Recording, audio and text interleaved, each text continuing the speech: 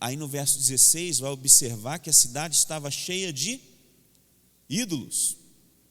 A cidade estava cheia de ídolos. Atenas, ela era conhecida por ter mais ídolos do que toda a Grécia. E, por exemplo, Petrônio, um estudioso, calculou que existia 30.000 deuses nas ruas e prédios públicos. E Paulo fica indignado no seu espírito. E aí Paulo sempre tinha um ponto de contato cultural dele, na cidade. Quando Paulo ia até uma cidade, ele sempre procurava uma sinagoga, e como sempre ele agia dessa forma para quê? Para discutir com os judeus, para discutir com os gentios, mas ele não deixou de pregar também na praça. A gente lembra aí dos cultos na praça, daqueles pregadores na praça, ainda existem. Você passa nas grandes cidades, os pregadores estão lá na praça, hoje com alguma tecnologia, pregando o evangelho. E o que Paulo vai encontrar ali naquela localidade? Ele encontra os estoicos e os epicureus. Lembrando aqui algumas coisas para vocês. Quem são esses? São filósofos da época, E eles ouviram Paulo, disputavam com ele, e então chegou um momento que os filósofos reconheceram que Paulo estava pregando uma doutrina nova, algo que para eles era estranho, e em vez de assimilar essa nova doutrina, eles perceberam que era bem diferente da ideia deles. Então, quem eram os epicureus? Eles eram como se fossem ateus materialistas. E o propósito deles era qual? Era livrar o homem do medo dos deuses através da negação da realidade. E eles negavam a vida depois da morte, eles negavam o juízo final, e devem ter ficado escandalizados com o que Paulo fala sobre ressurreição. Porque, segundo os epicureus, a realidade última consistia apenas em matéria composta de átomos. Os deuses eram simplesmente símbolos. E aí tem a outra ala, que são os estoicos. E os estoicos são panteístas. Eles acreditavam que o Logos, ou Deus, Logos, a palavra geradora, era uma energia que permeava tudo e dava ordem à estrutura do universo. Então, para eles, essa palavra geradora, o Logos, guiava a sorte dos homens, e tudo o que acontecia além da vontade do homem não podia ser mudado. Então, o que acontecia? Os homens não deviam se preocupar com as coisas que estavam além do seu controle, mas eles deveriam aceitá-las sem ficarem esmorecidos, sem ficarem perturbados. E era tipo: o que será, será, o que é para ser, vai ser. A gente ouve isso, é um pensamento presente até os dias de hoje entre nós, E eles acreditavam na unidade da humanidade e na paternidade de Deus. Então, quando a gente olha aqui esse contexto que Paulo está inserido, perceba que Paulo, ele então organiza um discurso no qual ele se utiliza de características daquela cultura, daquele local, para então apresentar a sua mensagem. E Paulo, quando ele desenvolve a sua mensagem aqui, nesse texto, nós vamos perceber que há uma estrutura presente ali, há uma cosmovisão presente. Paulo vai falar de criação, Paulo vai falar de queda, Paulo vai falar de consumação, e Paulo também vai falar de consumação. E aí, como é que a gente observa isso no texto? Veja que Paulo, ele reconhece ali a condição humana daquele local, Então, um local caído, uma das principais apresentações de um mundo caído é a idolatria. Paulo encontra a idolatria presente ali entre os atenienses. E aí Paulo começa falando: olha, eu encontrei um altar no qual está escrito ao Deus desconhecido. E eu quero falar para vocês a respeito desse Deus. E ele diz quem é esse Deus. Ele começa dizendo: o Deus que fez o mundo e tudo que nele existe. Então ele apresenta aqui a criação, a doutrina da criação. Ele apresenta Deus como criador. E criador de quê? Do mundo, de tudo que existe nesse mundo, e de que esse Deus, ele não habita em santuários feitos por mãos humanas, ele não é servido por mãos humanas, que este Deus é quem dá a todos vida, respiração e tudo mais. Ele diz aqui, e aí ele começa a falar da natureza do homem, de que de um só ele fez toda a raça humana para habitar toda a face da terra, e ele vai apresentar que neste Deus nós vivemos, nos movemos e existimos. E aí ele faz uma ponte com a poesia daquela época.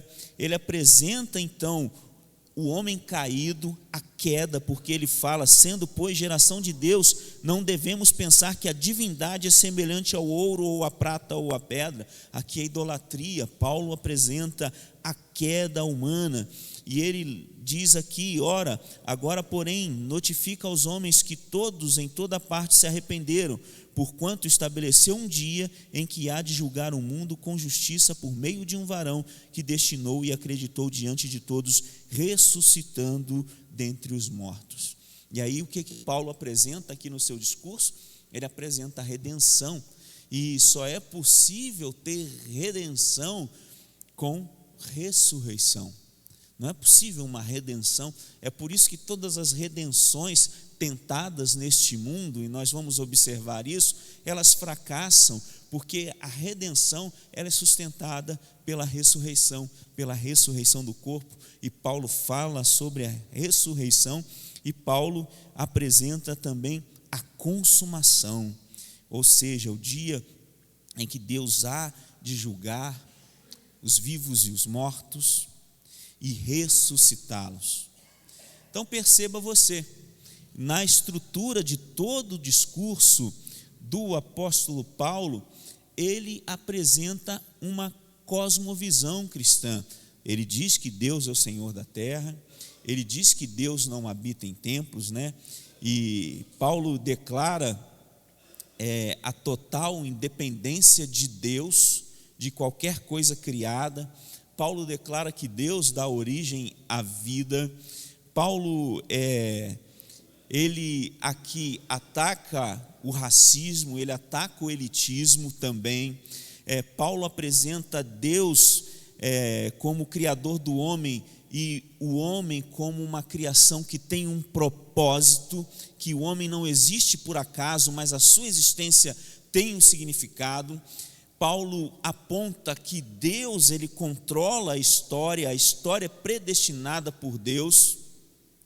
Ele vai apresentar um Deus soberano sobre todos os lugares e tempos.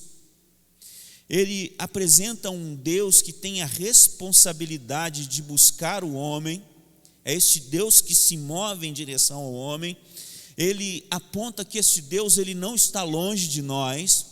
Ele diz que esse Deus está interessado no homem, Outra coisa que confronta os daquela época, porque as divindades elas eram totalmente distantes, e muito estrelas, A gente olha para os deuses do panteão grego, por exemplo, os principais deles, você vê ali que são pura vaidade, na realidade são reflexos da humanidade caída.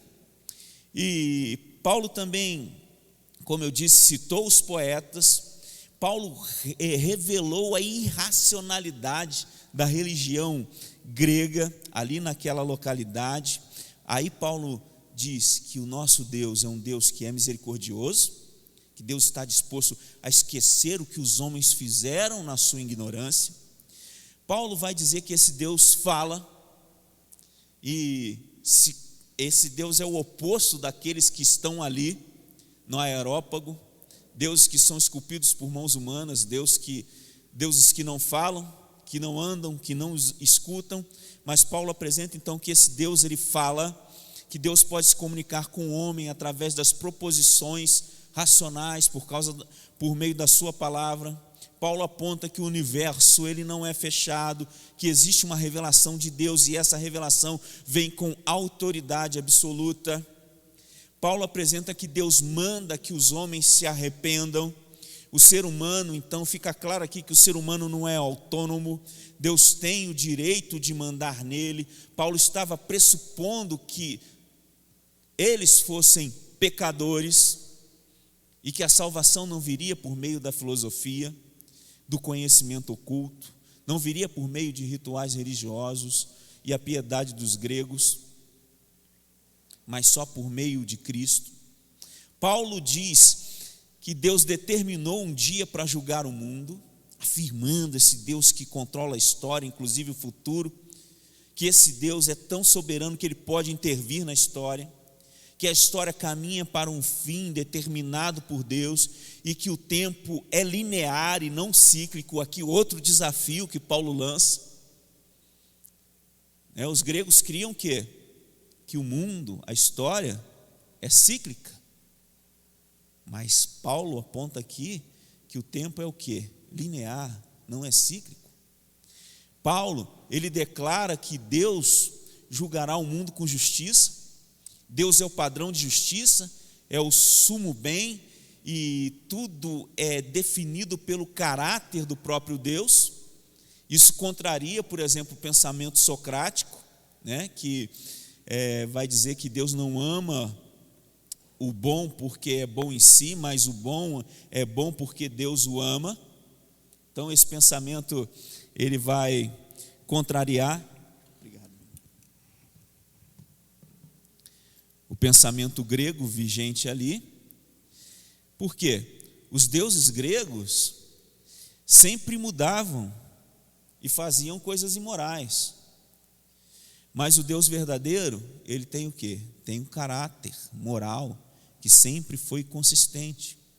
E Deus, portanto, é o ponto de referência final na ética.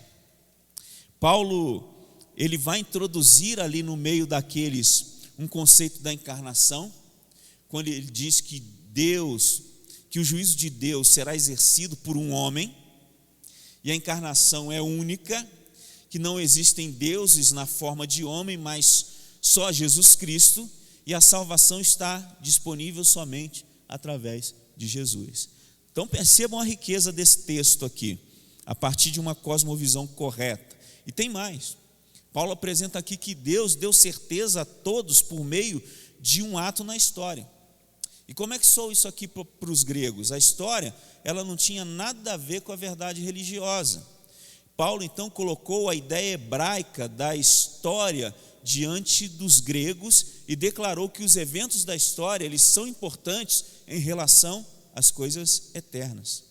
Paulo aponta a veracidade do evangelho e que essa veracidade não é uma questão de probabilidade, que você elimina probabilidades e então chega nesse resultado. Não, o evangelho é a verdade absoluta. E ele apresenta a prova do evangelho como um evento específico. Ele prova o evangelho a partir de um evento específico. E qual é esse evento? A ressurreição corporal de Jesus. Então, Paulo negou o conceito grego da relação entre corpo e alma. E ali, alguns gregos, eles acreditavam na reencarnação. Entre outros ali, os epicureus, que a pessoa deixa de existir depois da morte. Paulo, então, ele quebra com esses paradigmas, com esses pensamentos. E aqui Lucas, é bem detalhista em tudo que coloca, e ele mostra que entre os que se converteram, há um homem e uma mulher, Então perceba vocês, aqui eu trouxe algumas características desse texto de Atos 17, a importância de uma cosmovisão bíblica, e de que, de fato, quando nós vamos apresentar essa cosmovisão, ela é uma história. Nós apresentamos uma história. Então, eu quero falar com vocês a respeito da criação. que a Bíblia nos ensina a respeito da criação? A gente tem aí, né, de forma assim resumida, e é onde nós precisamos organizar a forma como nós pensamos criação. Às vezes, dentro da nossa cabeça, a gente pensa criação somente naquele molde que nós aprendemos com a tia da EBD quando a gente era criança, né? Ou da forma que nós ensinamos as crianças. Muitas das vezes nós focamos, isso é bom, tem o seu valor, focamos ali na história de Jesus, no sacrifício de Jesus na cruz, e é óbvio que isso precisa ser falado com as crianças, mas nós não observamos a história dessa redenção, dessa obra completa de Jesus Cristo a partir da criação. Então, por isso que é importante nós observarmos a criação de uma forma mais profunda, como uma história profunda, que vai nos apontar questões as quais vão ressignificar a nossa forma de ver o mundo. Então, o que a gente percebe primeiramente sobre a criação?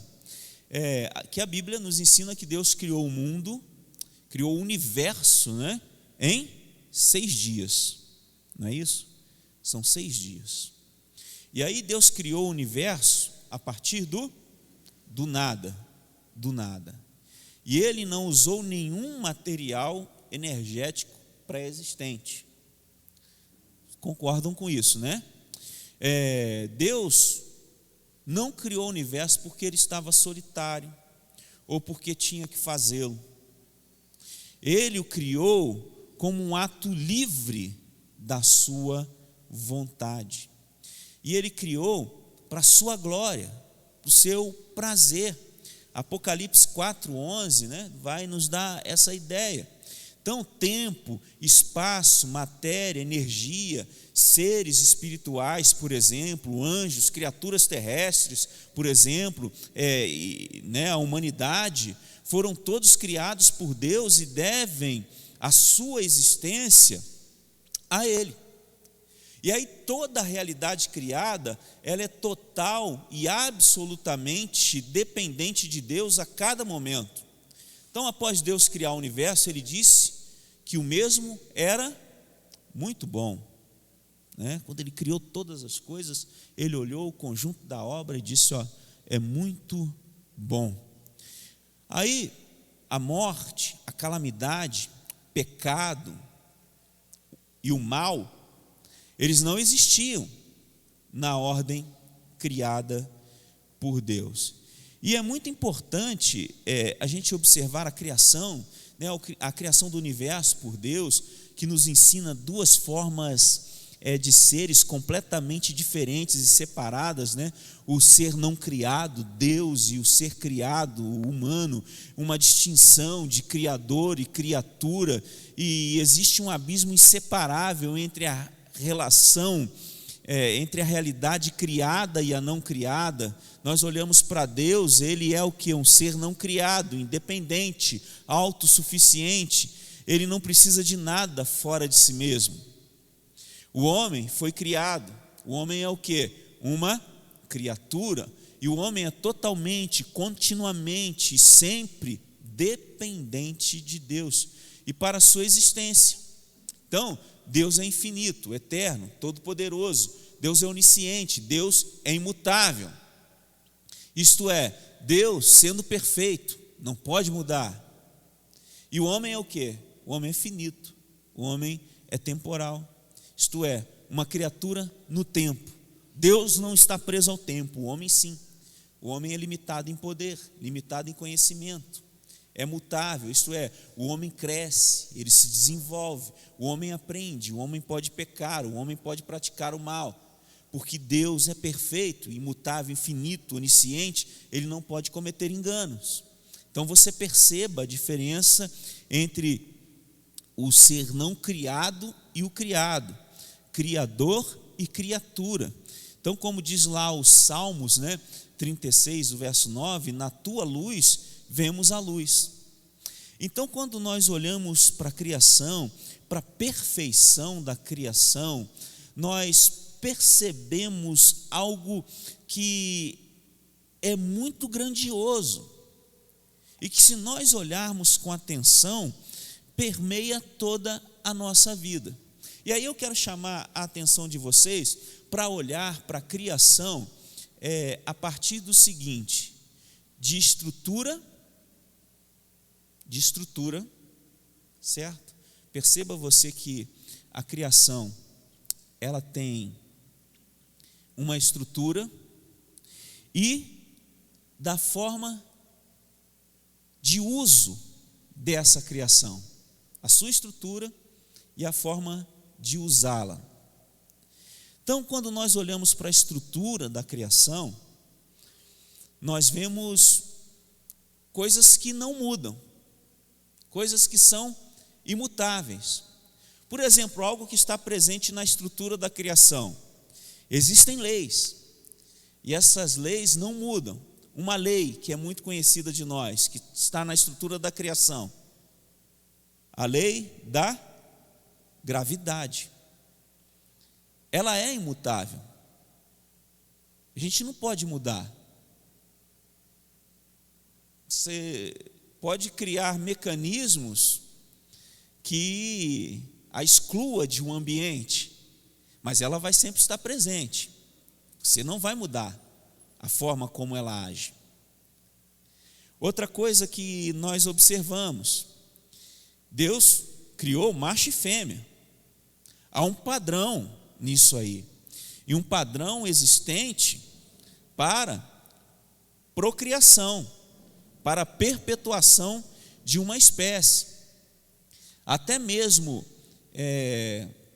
animais que têm algum tipo de autorreprodução, eles precisam o quê? Eles precisam desenvolver um aparelho feminino, para que haja fecundação, para que haja a criação. Então, passa por essa estrutura. Não tem como mudar. O que mais que a gente vai observando na história da criação? Nós vamos observando que nós, como imagem e semelhança de Deus, Ele compartilha conosco um processo criativo. Todo ser humano, ele tem a capacidade de criar. Tanto que o próprio Deus submete o homem no jardim a um processo criativo. Lembre-se, Deus coloca o homem no jardim para que ele possa lavrar e cuidar. Então, botânica, agricultura, o homem vai precisar desenvolver, vai precisar criar. E Deus vai ali dando as dicas, dando a direção, revelando, todo conhecimento pertence a Deus, e Ele, na sua infinita graça, soberania e misericórdia, Ele vai revelando de forma paulatina, gradativa ao homem. Então, uma outra coisa que o homem ali no jardim vai se envolver com um processo criativo é taxonomia, que se dá o nome. Ali é o processo de se colocar nome nas criaturas, nos seres. E perceba como Deus vai fazendo tudo de forma didática, dando a possibilidade do homem de desenvolver o conhecimento ali de forma empírica, a partir da sua experiência. Então o homem começa a colocar, nomear ali os animais presentes no jardim, e de alguma forma ele vai tendo a percepção de que algo lhe falta, algo que os outros têm, faltam a ele. E Deus cria a mulher, e homem e mulher os criou, estão ali presentes no jardim.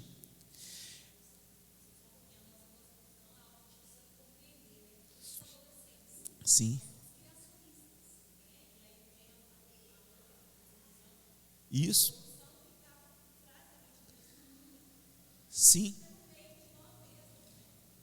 Exato.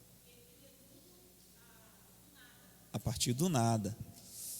E isso é interessante. Para vocês perceberem como é importante nós observarmos a doutrina da criação, porque às vezes a gente cai num outro erro também, que é o seguinte: a gente só pensa na doutrina da criação como oposição ao ensino da evolução. E não é. É algo muito mais profundo, algo que nos dá a capacidade de enxergar coisas muito mais profundas.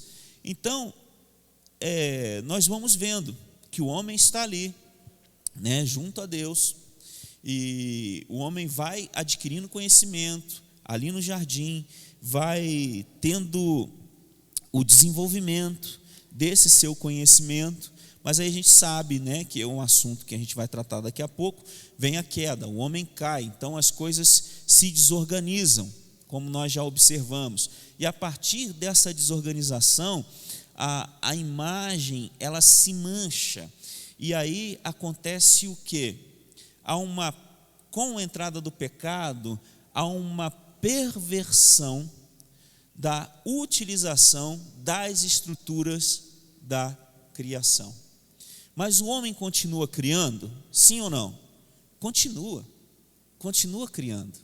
Nós vamos observar, né, nos textos subsequentes, aí em Gênesis, nos textos pós-criação e pós-queda, que há algo presente ainda no ser humano que é capaz de dar a ele uma orientação criativa.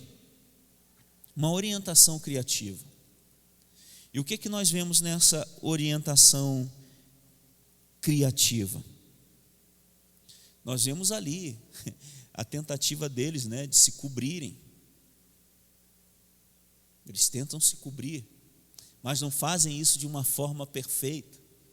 Aí o próprio Deus depois vai e cobre homem e mulher de uma forma perfeita, né, ali com a técnica do melhor estilista, com a melhor matéria-prima para alcançar aquele objetivo. Não era só cobrir a nudez, mas há um desajuste da criação aqui. Então, a partir desse momento, com a entrada do pecado, o clima se altera, tudo se altera. Então, aquela roupa tem a missão ali não mais só de cobrir a nudez, mas de proteger o homem do sol, do frio. E aí, quando a gente vai avançando no texto, nós percebemos que ainda há um processo criativo. Vemos que alguns descendentes de Caim, eles desenvolvem algumas tecnologias, né? Deixa eu encontrar aqui para vocês. Quando a gente vai lá para Gênesis 4, do verso 20, você vai ver aí: Ada deu à luz a Jabal, e este foi pai dos que habitam em tendas e possuem gado.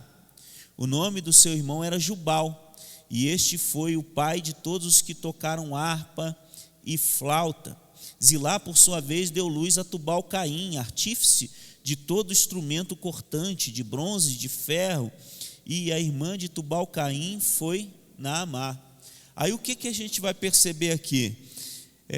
Você percebe o desenvolvimento, um processo criativo do homem na matéria agropastoril, por exemplo, na agropecuária. Surge aí de Jabal os habitantes em tendas que possuíam gado. Então aqui já tem a expertise de se juntar o gado, de reservar esse gado, de cultivar esse gado, né, de dominar ali a expansão, a procriação. Então perceba você que a partir de uma experiência, né, da necessidade, Deus, na sua infinita misericórdia e graça, Ele vai revelando então coisas ao homem. Vemos também que o seu irmão Jubal desenvolveu o quê? Instrumentos musicais. E essa turma aqui já é uma turma que vem do homem caído, pós-queda, ligados a Caim.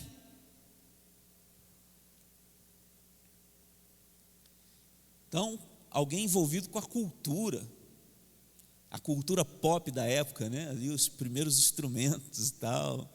Enfim, será que a música daquela época era Eu Nasci há 10 mil anos atrás? Não sei, não posso afirmar. E tem também o que a gente pode identificar como metalurgia. Com quem? Com o Tubal-Caim. Ele era um artífice de todo instrumento cortante de bronze, de ferro. Então, Tubal-Caim com certeza faria inveja ao Rodrigo Hilbert, né? O camarada lá, né, que vai cozinhar, o cara faz a panela, faz o espeto, faz a grelha. O sangue de Jesus tem poder. É um desafio, né? Mas aí o Tubal-Caim era um artífice de bronze e de ferro. E aqui tem uma coisa interessante, gente, porque o cara mexia com ferro, né, aqui nos primórdios, e a gente sabe que a era do ferro ela chega bem depois. A era do ferro chega bem depois, ali por volta de 1500 antes de Cristo, né? Alguém pode conferir aí para mim, algo assim, mas bem depois. Mas o texto aqui vai nos apontar que ele já mexia com ferro. Então você percebe que o processo criativo está presente no homem. Mas você também vai perceber que há uma corrupção desse processo. Mas ainda falando sobre isso, e é muito importante nós entendermos que na criação, nós como seres criados, nós só aprendemos, conhecemos, 1.200, né? Cheguei perto ali, 1.500. Nós só desenvolvemos algo porque o próprio Deus já concebeu e Ele nos revela. E é interessante como Deus ele vai agindo na história. Tem um texto de Isaías 28, você tem ele aí, não tem, Mateus? Que chama bastante atenção. Vamos fazer a leitura desse texto. Olha que legal.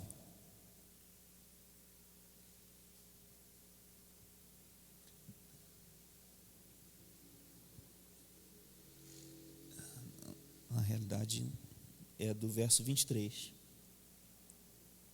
e 29. Enquanto isso, eu bebo uma água.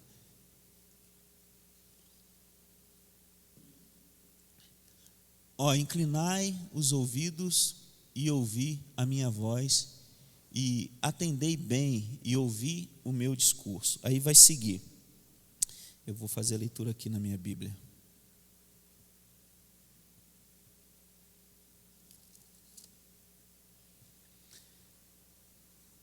Dá para seguir ali? Oi? Não, pode ser essa mesmo. Vamos seguir aí.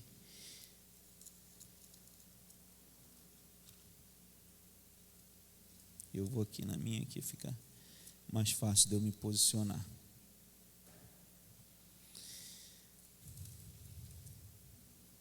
Aí, porventura, segue o verso 24. Porventura lavra todo dia o lavrador para semear. Preste atenção que esse texto aqui, ele vai conter algumas perguntas retóricas, né? Todo mundo sabe o que é uma pergunta retórica, né? Aquela pergunta que tem uma resposta óbvia. Então, que ele diz aqui, porventura lavra todo dia o lavrador para semear?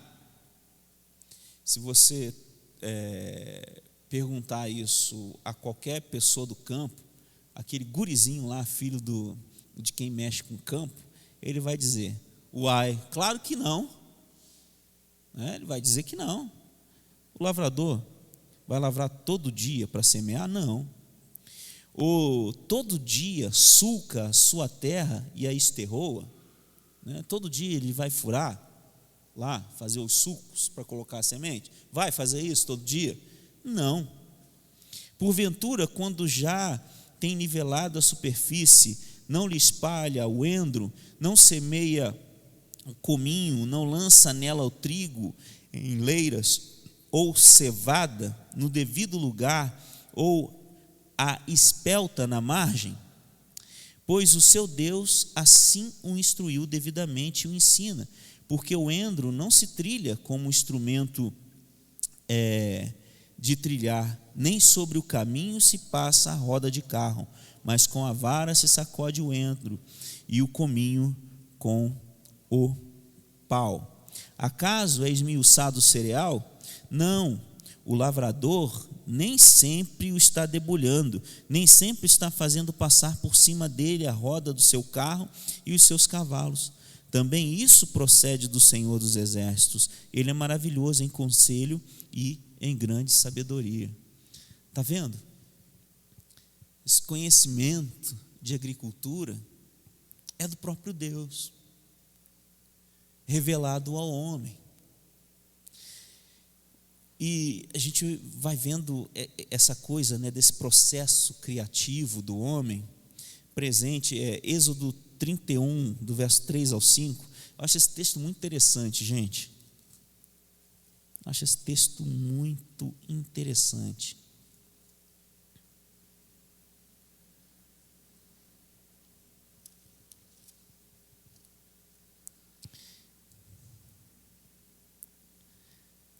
Do 3 ao 5. E aí diz o texto, está falando sobre os artífices, né, da obra no tabernáculo. E aí diz assim: e o enchi do Espírito de Deus de habilidade, de inteligência e do conhecimento em todo artifício, para elaborar desenhos e trabalhar em ouro, em prata, em bronze, para a lapidação de pedras, de engaste, para o entalho de madeira, para toda sorte de lavores. Olha que coisa interessante. Aqui está Deus falando a Moisés, né? E eis que chamei pelo nome a Bezalel, filho de Uri, de Ur, da tribo de Judá. E aí o que Deus faz com esse camarada? Olha, o texto diz: ele o enche do Espírito de Deus, de habilidade, de inteligência e do conhecimento em todo o artifício. Veja que é o próprio Espírito de Deus, o próprio Espírito de Deus que desencadeia o processo criativo naquele homem. Olha que coisa interessante. É o próprio Deus que desenvolve lá naquele homem esse processo criativo. E aí, gente, com a entrada do pecado, o que a gente tem? As coisas, as estruturas estão lá, mas a forma de usá-las se perverte. E isso é o pecado que traz.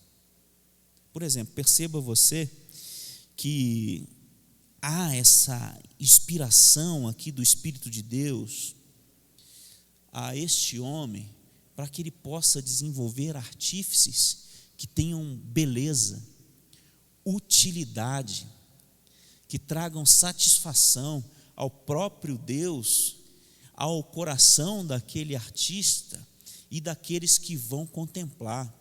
O nosso Deus, ele tem senso estético. O nosso Deus, ele sabe o que é a beleza. Ele contempla a beleza e ele conhece a beleza de forma profunda. Mas aí vem o homem caído, a queda, e distorce as coisas. Como nós vemos hoje, coisas que são chamadas de arte e que são desprovidas de qualquer senso estético, de beleza. Isso é uma distorção e a gente vai observar essa questão mais à frente. Mas é uma distorção. Nós sabemos que existe o padrão, macho e fêmea. E nós vemos que o homem caído, a partir do pecado, busca distorcer todas as coisas. Quando nós olhamos para a criação de Deus, essa criação é perfeita. Por isso que Deus viu que era muito bom. Era muito bom. Então perceba você que a doutrina da criação, ela é profunda e ela nos revela muitas coisas, e ela nos revela quem é o nosso próprio Deus, o caráter do nosso Deus e também quem somos nós. Tanto que quando nós avançarmos aqui no nosso estudo sobre cosmovisão, você vai ver que quando eu chegar em redenção, tem total ligação com a criação. Total ligação. Mas aí veio a queda. Veio a queda. Trouxe a distorção de todas essas coisas. E aquilo que era bom deixou de ser totalmente bom. E aí, com a queda, a nossa visão sobre queda, a gente pensa sobre a entrada do pecado no mundo, mas nós temos que entender que o pecado é algo que vai de uma forma mais profunda. O que a gente precisa observar sobre a queda? Que o pecado, assim como a criação, ela tem a sua estrutura e nós erramos na sua direção, na direção que damos a ela, por causa do pecado. Como o pecado se apresenta? O pecado, ele se apresenta com profundidade e abrangência. O pecado é profundo e o pecado é abrangente. E aí, a gente se pergunta, por que tem tanto mal no mundo? Por que tem tanto sofrimento no mundo? Por que há impiedade? Por que há maldade? E por que a impiedade e a maldade, né, são aspectos apenas naturais de um universo caótico, de um universo casual? Por que tantos assassinatos, roubos e guerras? Por que essa distorção do comportamento do homem? O pecado. Deus criou Adão e Eva, colocou-os no paraíso, no jardim do Éden. Eles foram criados bons, lembre você, a imagem e semelhança de Deus. Eles eram seres racionais e morais, eles podiam se comunicar, amar, ser criativos. No original, lá no jardim, homem e mulher criados, eles tinham o livre-arbítrio. Não quero entrar nessa discussão não, tá, gente? Mas lá, vamos assim colocar que o livre-arbítrio estava na sua plenitude do que é ser livre em escolha. Até que Adão e Eva, criados bons, mas tinham a capacidade de pecar. Eles tinham a capacidade de pecar e desobedeceram a Deus. Então, entrou toda a desorganização dentro da criação. E aí, aquela estrutura que eu apresentei para vocês na semana passada. O homem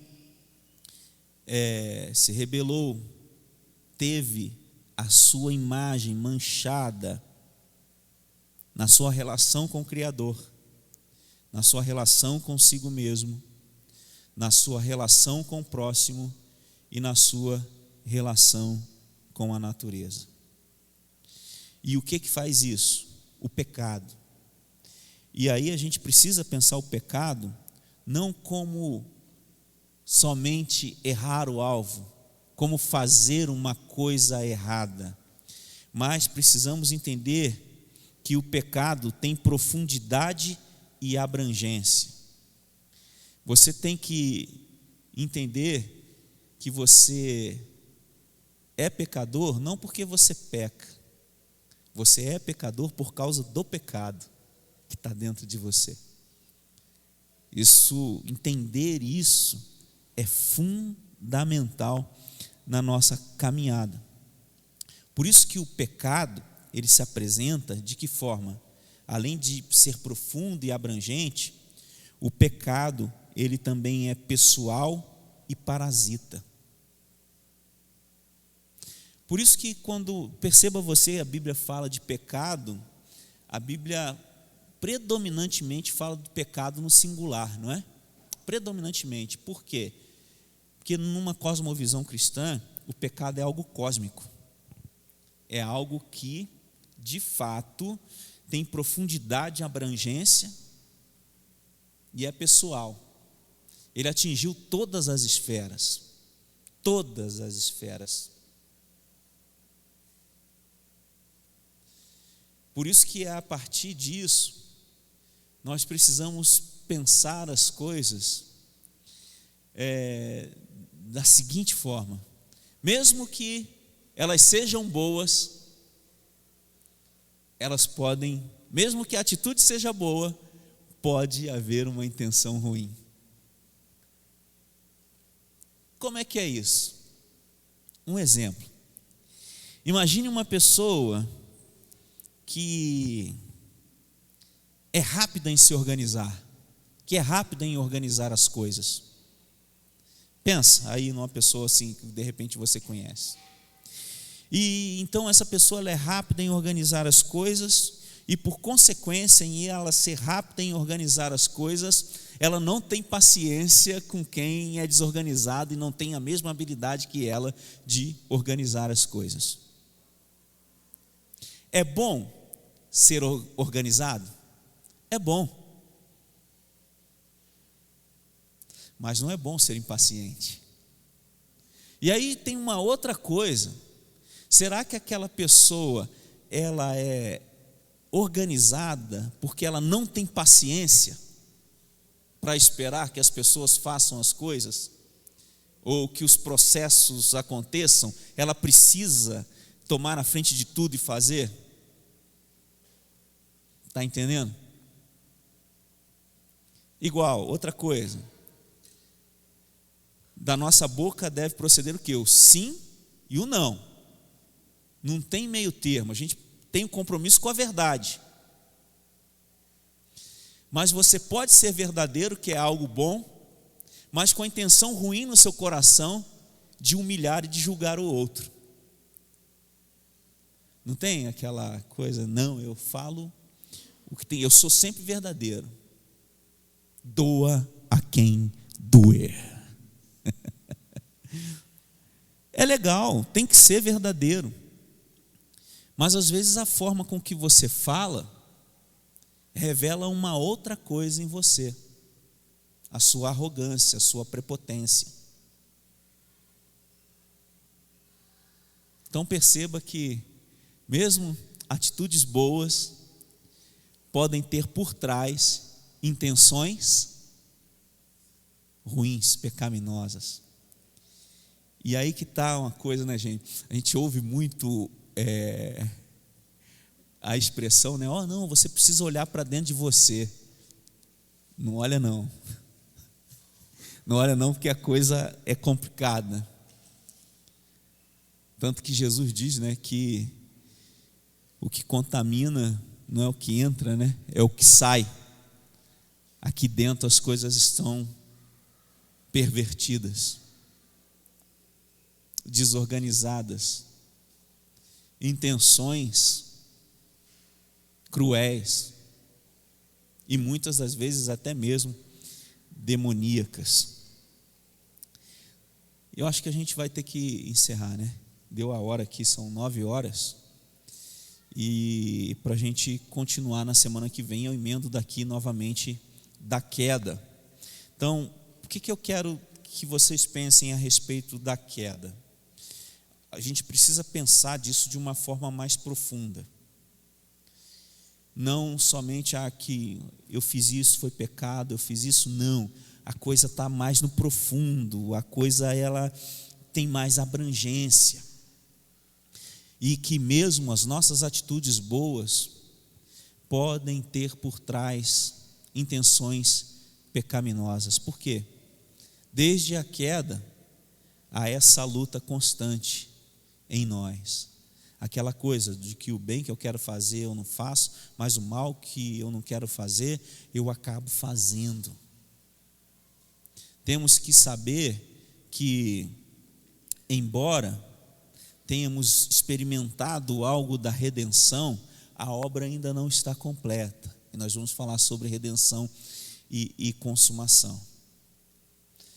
Por isso, nós precisamos estar vigilantes com as nossas ações, com as nossas atitudes, e perceber que o pecado é algo que está na estrutura do coração humano, está na profundidade do ser humano. E é algo que só o próprio Deus, o Espírito Santo de Deus, pode alcançar e mudar. Na semana que vem, eu vou falar um pouco mais sobre queda e vou abordar com vocês o texto de Ezequiel 16. Quem aqui já leu Ezequiel e prestou atenção no texto de Ezequiel 16? Gente, esse texto é apavorador, porque você vai ver ali o próprio Deus fazendo uma analogia, né, sobre o povo que é dele, o povo dele. E aí a gente vai perceber como são as nossas estruturas após a queda. Viu? Aí em casa você pode ler aí Ezequiel 16, porque é pancada na jugular. Viu? Que Deus nos abençoe. Alguma pergunta, alguma consideração?